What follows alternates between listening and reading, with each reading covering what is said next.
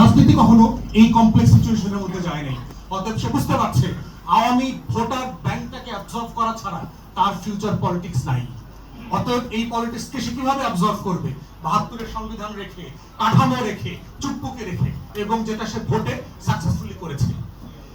কিন্তু দিন শেষে হবে কি, এইটা তাকে রেজাল্ট দেবে না। শহীদ জিয়া এই খেলাটা খেলেছিলেন, শেখ হাসিনাকে ফিরায় নিয়ে আসছিলেন, আওয়ামী লীগের ৪ টুকরা আওয়ামী লীগকে ৭৯-তে নির্বাচন করতে দিয়েছিলেন, সংসদে পুনর্বাসন করছিলেন।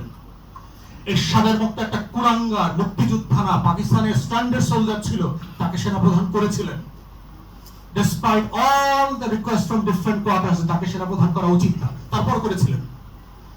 এবং এটার জন্য তাকে চরম জীবন দিয়ে মাসুল দিতে হয়েছে। বাংলাদেশের অনলি সাকসেসফুল স্টেটসম্যান, তাকে চরম মূল্য দিতে হয়েছে আওয়ামী লীগ প্রশ্ন ডিল করতে না পারার কারণে, ৭২-এর সংবিধান, শেখ হাসিনা এবং ভারতের আধিপত্যবাদের প্রশ্ন ডিল করতে না পারার কারণে।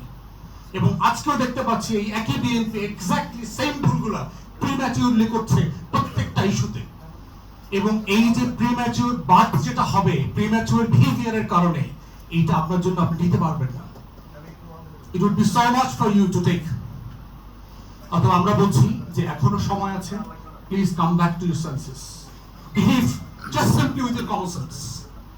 যে আল্লাহর ওয়াস্তে দেশটাকে অস্থিতিশীল করিয়েন না।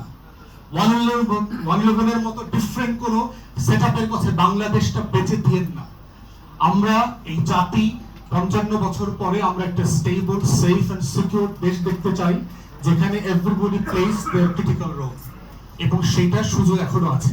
তাই দয়া করে যেভাবে স্বাক্ষর করেছেন জুলাই জাতীয় সনদ, সেইটা বাস্তবায়ন করেন, সকল দলকে নিয়ে করেন। এর থেকে প্রেসিং ইস্যু আছে, ইরান যুদ্ধ, economic disaster, foreign reserve crisis, তেল, গ্যাস, জ্বালানি